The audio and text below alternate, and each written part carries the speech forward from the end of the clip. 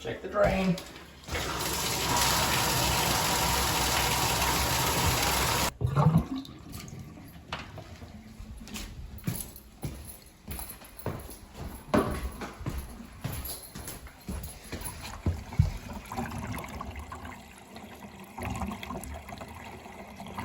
Don't see anything yet. I'll keep an eye on it, but it looks like everything is working pretty good. You can see a mouse trap right there if y'all are curious. I heard a mouse running around in here.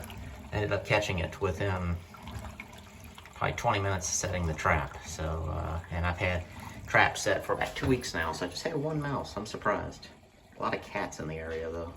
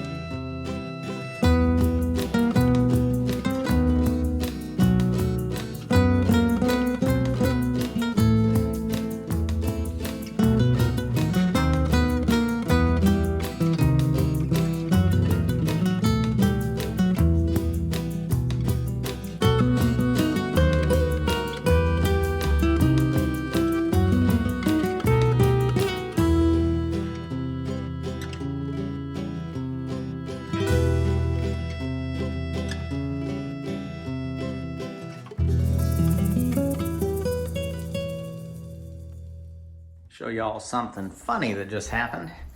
So I was doing that nailing on the trim.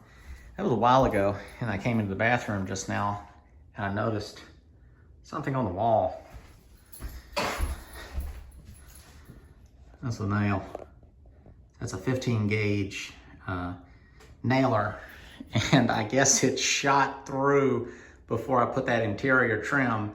I shot it through the trim in a spot where the framing wasn't. But that's pretty funny.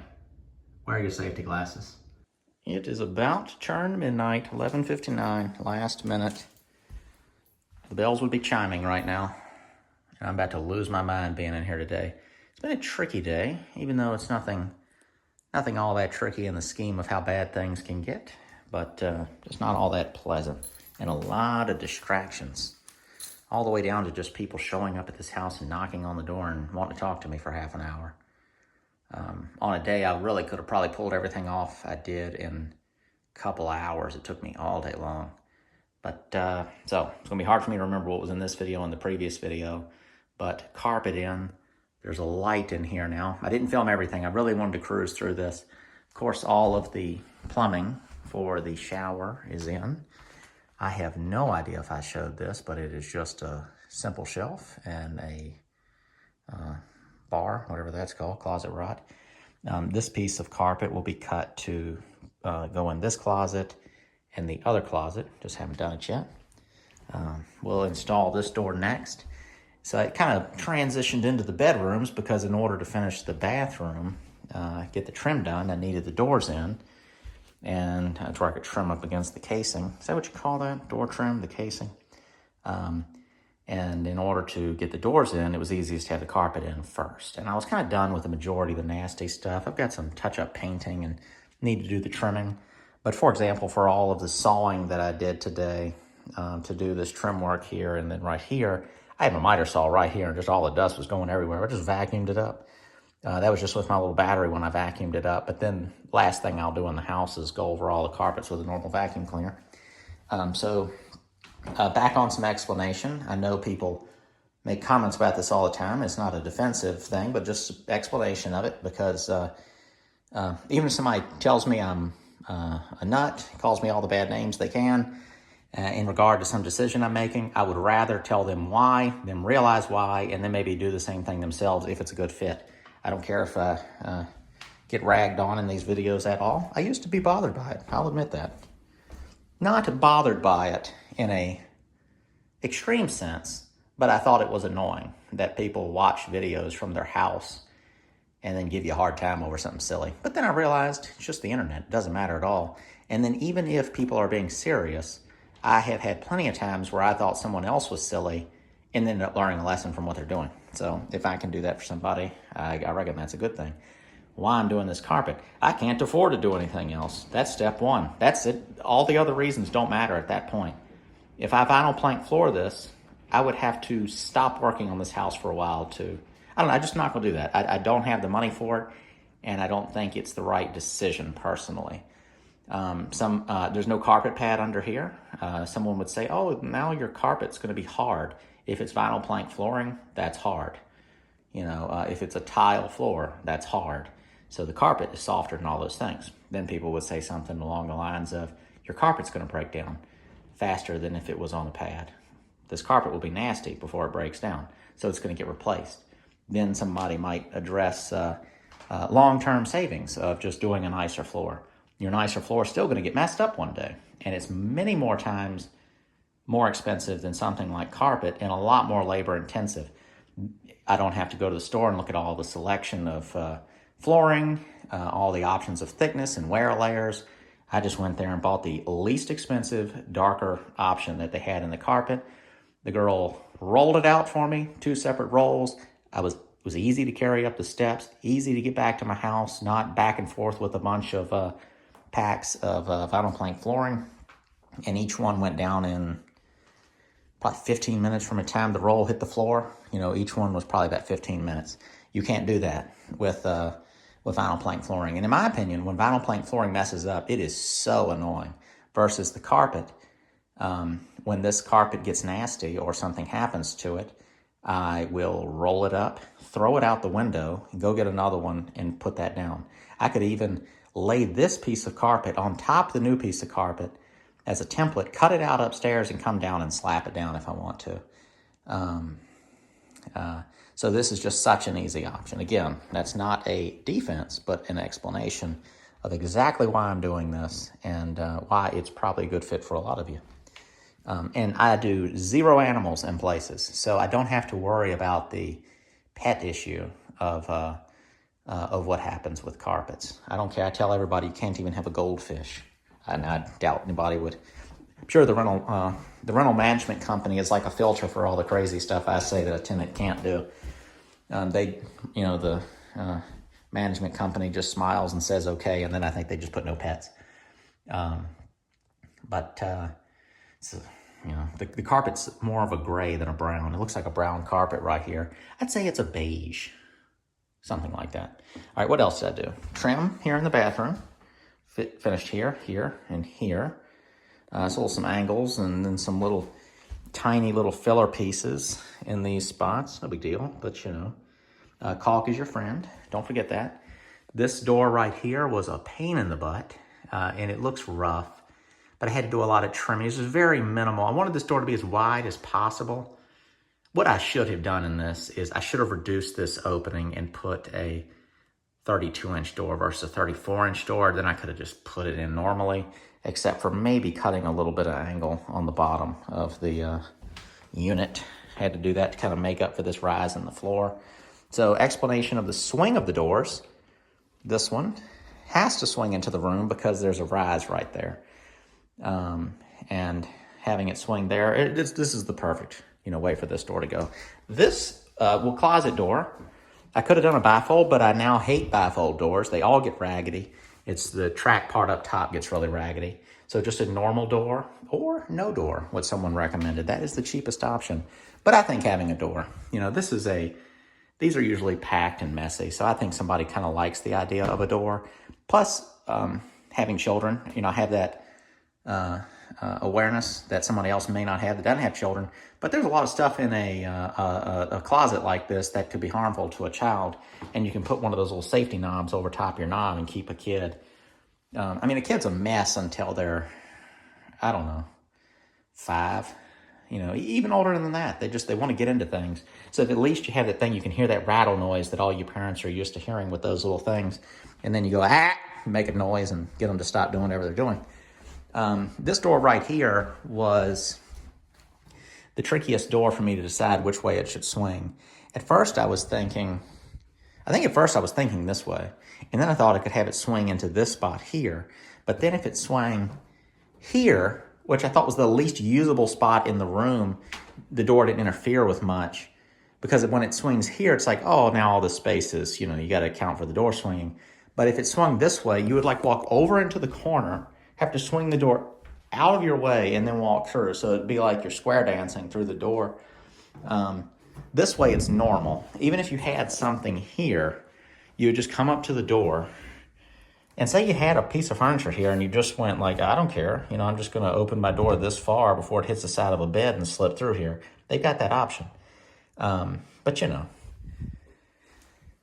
you've got this much room still. Twin size bed will go right there if somebody wanted it. I just think a bed, you know, you just stick it over here somewhere. And then if the door swung into the bathroom, I just had some Polish person was commenting about this.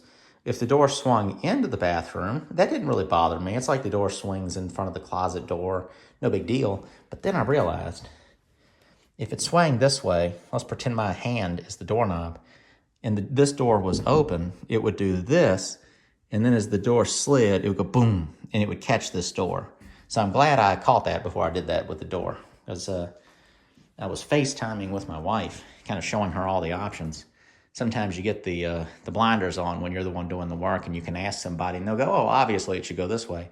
And she was thinking in as well, but she wasn't here, you know, like I was when I started kind of fooling with it and thinking, oh, it's going to catch that door if it gets left open. And then, of course, you know, when the tenant can't get the door open, they just like boot the door, you know, to get it out of their way instead of kind of calmly figuring it out. So I thought the disrespect of tenants, this is the best way to go. And I would rather the door stay intact and limit someone's potential of what they can do here in this corner. It was just seemed like the best overall. That one right there will just, you know, go against the wall when it's there. So that was probably way too much of an explanation, but just some thinking. Still have to do the semi-gloss paint around the tub, touch-up paint, but the bathroom is done as far as any kind of heavy work goes. There's nothing else other than what I'll call touch-up paint. So now we're transitioning into the bedrooms, and the beautiful thing is that we're already pretty well on our way because of doing the doors and the carpet. So just the trim job. Need to hook up the, what do you call that, the cat whatever wire. Little carpet pieces to go in the closets. And here's the top of the steps. I knew I was going to kind of want this as sort of a dirty landing, you know, for right now. I'm coming up and taking my silly shoes off. I don't know if I mentioned this. I bought these before I went camping like 2 weeks ago. And I bought the craziest looking ones because I was like, if I buy the ugliest looking ones, I won't be tempted to wear them out anywhere. And now I'm walking around with these crazy things. So there'll probably be carpet right here, I'm assuming. There's no reason I don't think not to. I do need to be kind of careful with this transition. And if this is all carpet, I know this sounds crazy, but I'm tempted to put like a different piece of color carpet in here. There's going to be a metal transition strip though. And, you know, the issue is this, like, there's a little ramp right here. It goes down. I don't want anybody doing anything crazy. And then, of course, there's this spot right here where it's like a step right there. So I think I'm going to have to do some sort of little short kind of handrail that comes out right there. but that's all going to be part of the staircase job. And for whatever reason, it's kind of like a grueling job, I think, to get this whole staircase set up, but I'm kind of looking forward to it because it's going to be semi-woodworkery, but I'm going to try to keep myself in control and not go too far with that. But yeah, appreciate you all watching this video. I feel like what I filmed doesn't even justify a video, but I don't know. Maybe I did more than I did. I don't never know until I go look at the footage. Sometimes I do an enormous amount of work, but I don't film that much. And then it's like, oh, I didn't do enough. And then there's other times where I start editing and I realize I did this way more than I realized. But yeah. The other house is rented. I don't know if I mentioned that. They move in tomorrow. So glad about that. Everything is completely done up there. Don't know if I mentioned that. One good thing is the bushes are starting to fill back in. I was kind of worried I'd maybe killed a few of them, cutting them back that far, but they all have leaves coming in, looking nice. Once it leaves out real good, I'll add a picture or something to one of these videos. So thank you all for watching. I will see you in the next one. Been getting some good Patreon stuff going on lately. When I say that, there's been a couple people signing up. Very grateful for that. I've had a couple of people do some donations, and that always surprises me, especially when I get one of the bigger ones. I recently got a bigger one. So thank you very much for that. I think you know who you are. And I haven't actually said thank you to that person yet, and so I really am thankful for that. And I kind of didn't even know what to say about it when I got that. But that was a very big help. A lot of, not huge expenses, but every trip to Lowe's is $200 or $300 right now. So that's very helpful to get those. And the Patreon, long-term support on there, very good. All the links for that type of stuff will be in the description below. And I'm mentioning it all the way at the end of the video instead of at the front where I think it's most annoying to do things like that. I think the truest followers of the channel are watching towards the end, and we're past all the action, so I hope it's not too offensive to mention that type of thing. The book, link in the description, Cheap Houses, How I Find and Buy Inexpensive Real Estate. It's a good way to, I think, get some tips and support the videos at the same time. Very tired, ready to go home. Got to wake up and do all the editing and get this video posted. So right now, it is, I'm filming, can't see anything, but it is Monday night, and it just turned to basically midnight. So that's it. Thanks for watching. See you next time.